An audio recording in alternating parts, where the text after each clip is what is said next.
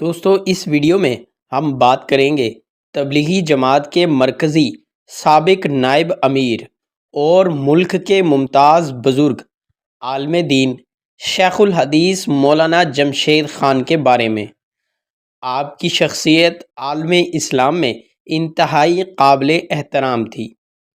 اگر آپ لوگ چینل پر نئے ہیں تو آپ سے گزارش ہے چینل کو سبسکرائب کر لیں۔ آپ کے شاگرد اور عقیدت مند پوری دنیا میں موجود ہیں۔ آپ کی تمام زندگی دعوت و تبلیغ، اشاعت دین، درس و تدریس اور قال رسول اللہ کی صدائیں لگاتے گزری۔ آپ فقر و استغنا کی عملی تصویر، علم و عمل کے پیکر اور اسلاف و اکابرین کی جیتی جاگتی تصویر تھے۔ ہمیشہ سادہ کپڑا پہنتے تھے اور وہ بھی کھدر کا۔ ایک دو جوڑے سے زیادہ آپ کپڑے نہیں رکھتے تھے۔ آپ کا کمرہ بیک وقت آپ کی رہائش، لائبریری اور مہمان خانہ کا کام بھی دیتا تھا۔ حکیم الامت حضرت مولانا اشرف علی تھانوی رحمہ اللہ کے صحبت یافتہ اور شیخ الاسلام مولانا سید حسین احمد مدنی کے خاص شاگرد ہونے کی وجہ سے آپ کی شخصیت حسین، علمی اور اصلاحی امتزاج رکھتی تھی۔ آپ تبلیغی جماعت کے عالمی امیر حاجی عبدالوہاب رحمہ اللہ کے معتمد خاص تھے۔ تبلیغی جماعت کی مجلس شورا میں آپ کی رائے اور مشوروں کو بڑی قدر کی نگاہ سے دیکھا جاتا تھا۔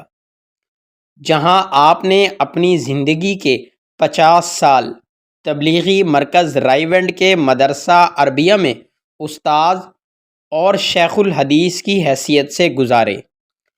وہاں تبلیغی مرکز رائے ونڈ کی جدید تعمیر و ترقی میں بھی آپ کی کوشش اور محنت کا بہت بڑا حصہ ہے۔ آپ عالم اسلام کی عظیم دینی درسگاہ دارالعلوم دیوبند ہندوستان کے فاضل و تعلیم یافتہ تھے، جس کی وجہ سے آپ ایک کامیاب مدرس، عالم باعمل اور عظیم مبلغ تھے۔ یورپ اور افریقہ بالخصوص عرب ممالک کے کئی تبلیغی سفر کیے، جس کی وجہ سے عرب ممالک میں بھی آپ کو بہت زیادہ مقبولیت حاصل تھی۔ مدرسہ عربیہ رائے ونڈ کے ساتھ ساتھ جامعہ اشرفیہ لاہور سمیت ملک کے کئی دیگر دینی مدارس کی بھی سرپرستی فرماتے تھے۔ جامعہ اشرفیہ لاہور میں بیانات کے علاوہ جامعہ اشرفیہ کے محتمم حضرت مولانا عبید اللہ صاحب نائب محتمم مولانا فضل الرحیم مدظلہ کے ساتھ محبت اور عقیدت کا گہرا تعلق تھا، جس کے نتیجہ میں جامعہ اشرفیہ لاہور کے اساتذہ اور طلباء بہت بڑی تعداد میں چلہ 4 مہینے اور سال کے لیے تبلیغی جماعت میں ملک و بیرون ملک میں دعوت و تبلیغ کا فریضہ سر انجام دے رہے ہیں۔ اللہ رب العزت نے مولانا جمشید کو تڑپنے والا دل، برسنے والی آنکھ اور پرتاثیر زبان، عقیدت و محبت سے خوب نوازا تھا۔ آپ تبلیغی جماعت کے ابتدائی اراکین میں سے تھے۔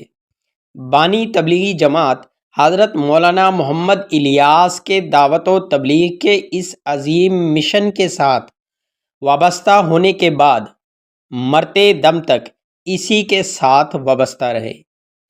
دعوت و تبلیغ اور درس و تدریس ہی آپ کا مقصد حیات رہا۔ آپ کے ایمان افروز بیانات نے جہاں ہزاروں نوجوانوں کو زندگی بدلنے کا موقع فراہم کیا، وہیں ان کے ایمان کی حفاظت کی۔ آپ سے علمی اور روحانی فیض حاصل کرنے والے افراد کی تعداد لاکھوں میں ہے۔